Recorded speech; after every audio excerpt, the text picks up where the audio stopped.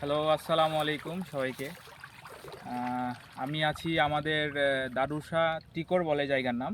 এখানে আমাদের 25 বিঘা পুকুর আছে, 4টা মিলে 25 বিঘা। এখন আপনারা যে পুকুরটা দেখতে পাচ্ছেন, এটা আমাদের পোনার পুকুর। এখানে আমরা ফেব্রুয়ারি মাসে ডিম দিয়েছিলাম এই পুকুরে। সব রকমের ডিম 2 কেজি এই করে 2 কেজি ফেলেছিলাম। 200 গ্রাম করে কাতলা, 200 গ্রাম রুই, মৃগেল, সিলভার কাপ, বাটা, সরপুঁটি। দেখেন মাছগুলা আল্লাহর রহমতে অনেক ভালো সাইজ এসেছে। তো আমাদের মাছ চাষে একটা কথা আছে, আমি আমার স্যারের কাছ থেকে ছোট থেকে শিখেছি যে মাছ চাষে হচ্ছে দুইটা কথা আছে। একটা হচ্ছে প্রয়োজন মতো, আর একটা হচ্ছে নিয়মিত। যখন প্রয়োজন হবে তখনই সেটা আপনাকে করা লাগবে, আর নিয়মিত কিছু পরিচর্যা নিয়মিতভাবে আমাদের করা লাগবে। তার মধ্যে আমরা সবচেয়ে বড় উপকারী জিনিস মাছের পুকুরের পানির জন্য সেটা হচ্ছে চুন।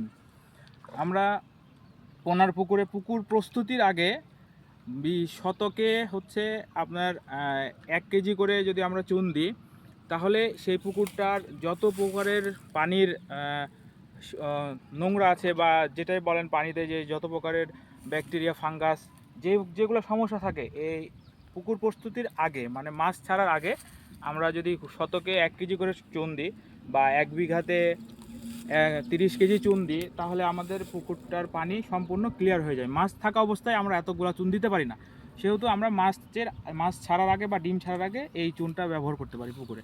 তারপরে যখন আমরা মাছ দিয়ে দিব, মাছ দেওয়ার পরে প্রত্যেক মাসে একবার করে অন্তত আমরা চেষ্টা করব শতকে 200 থেকে 250 গ্রাম বা 300 গ্রাম হারে চুন প্রয়োগ করার পুকুরে। চুন প্রয়োগ করলে কি হবে, পানিটা, চুনের একটা ক্যালসিয়াম থাকে যেটা মাছের শরীরেরও অনেক উপকারী, এবং পানি পরিষ্কার থাকে, মাছ থাকে পানিতে। পানি যতক্ষণ আমরা ভালো রাখবো, মাছ ভালো থাকবে, মাছ ভালো থাকলে আমরা চাষিরা বেঁচে থাকবো। এই জন্য আপনারা সর্বোচ্চ খেয়াল রাখবেন যে আমি কিভাবে পানিটা পরিষ্কার রাখবো।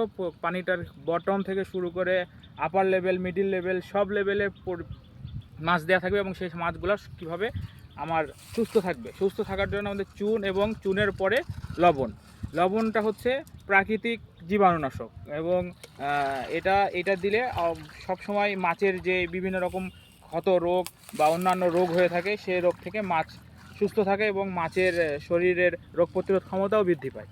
সেই হিসাবে আমরা প্রত্যেক মাসের একটা ডোজ হিসাবে লবণ ইউজ করতে পারি, সেটাও বিঘাপতি আপনার 5-7 কেজি, 8 কেজি, অথবা শতকে 250 গ্রাম, 300 গ্রাম হার অনুযায়ী 5 ফিট 3 ফিট পানির জন্য। দেখেন আমার মাছগুলো খুব সুন্দর খাচ্ছে, তাদের রুচি আছে।